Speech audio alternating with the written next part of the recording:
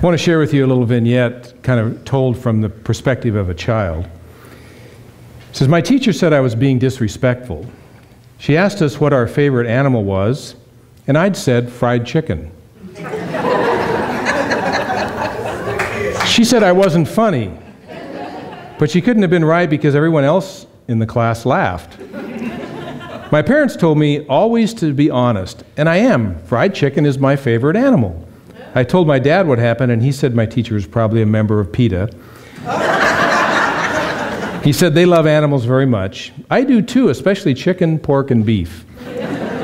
Anyway, my teacher sent me to the principal's office. I told him what happened, and he laughed too. Then he told me not to do it again. Next day in class, my teacher asked me what my favorite live animal was. I told her it was chickens. She asked me why, just like she'd asked the other children, so I told her it was because you could make them into fried chicken. She sent me back to the principal's office again. He laughed and told me not to do it again.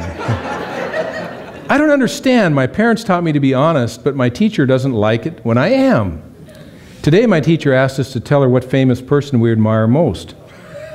I told her Colonel Sanders.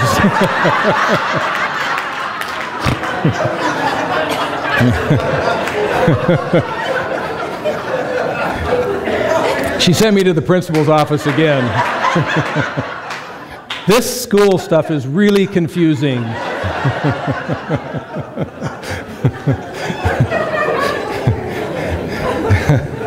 Well, you know, I could say the same thing for our spiritual life. You know, it can be a little confusing, kind of some of the stuff that we do and we go through. And, you know, sometimes I get into this space, you know, in our, Unity is so open, you know, and there are moments when I think, gosh, I wish somebody would just send me a chart that says do A, B, C, and D, and then you get E, you know, and so make it simple. You know, and it is in some respects simple, but it doesn't sometimes seem that way as we move through our experience. I think our greatest strength and our greatest weakness is that we are so open and receptive and welcoming, and we look at everything, we accept everything, and that's also our greatest weakness, because sometimes we get a little bit lost in trying to get clear about what it is that we are about and where we are, and you know, we just can't fit that into a box. We just can't put it into something that you can put forth in that way.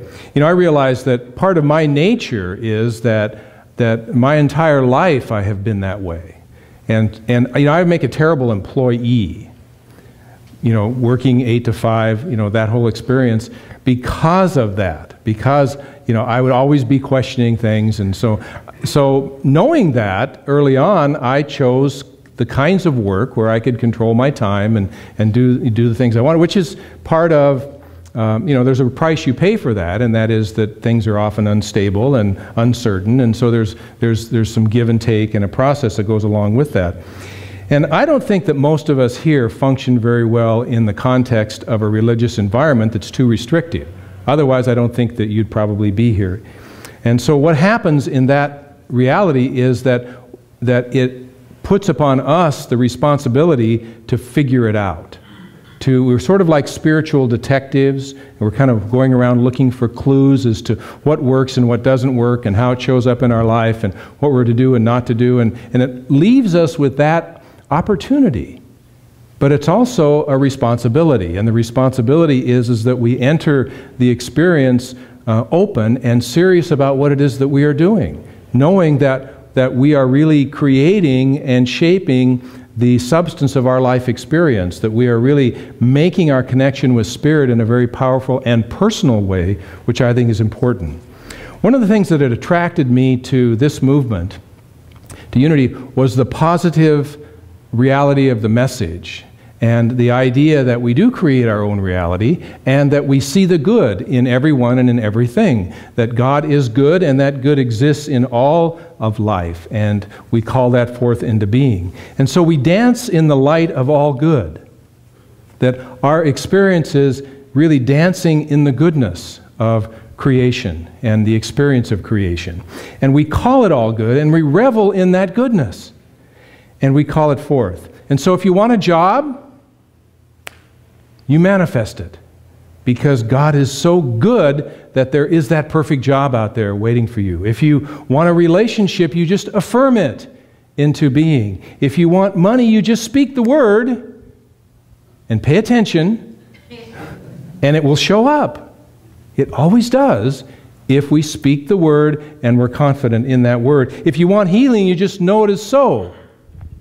You open your heart to that experience and know that just as Jesus said, you can do the things that I do and even greater things, we can experience that healing presence in our life. And so we just know it's so. And so what we do is we tiptoe down the path of the joyful journey of instant manifestation and gratification.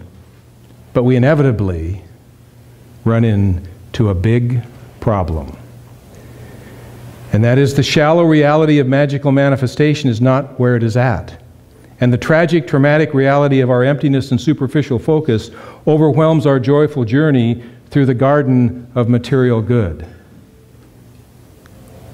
In other words, we hit a point where there's something more. So we enter the land of what we call spiritual crisis. That moment where it's not working, where it isn't what it is we thought it was. And it doesn't matter what faith that you are traveling through. It doesn't matter what religion you've chosen to be a part of. We all reach that point, if we are serious about what it is that we're doing, that point of spiritual crisis. And all of a sudden we think, this isn't the way it's supposed to be. This isn't what I was taught. This isn't unity when somebody shows up and they're depressed, or we're experiencing that sense of depression, or we have sickness in our body, and we say, I'm not supposed to have this. My thoughts are pure. I think nothing but the highest and most positive thoughts, and we can't seem to affirm our way out of it, and when that happens to us, you've entered the twilight zone of spiritual life. You've entered that moment where up is down and down is up, and things aren't what they seem to be or are working the way they are. Michael Beckwith says that this night, and he's talking about the darkness that we enter into, this night is like no other. It is inescapable, even desirable, for those who sincerely desire the transforming touch of Spirit. This night, which can last moments, days, weeks, even years, feels like the bottom has fallen out of our lives. Our friends and family don't understand what we are going through, and whatever compassion they offer can't reach the depth of our despair. The spiritual path we're following has become as dry as dust and clearly isn't working. As dry as dust and clearly isn't working.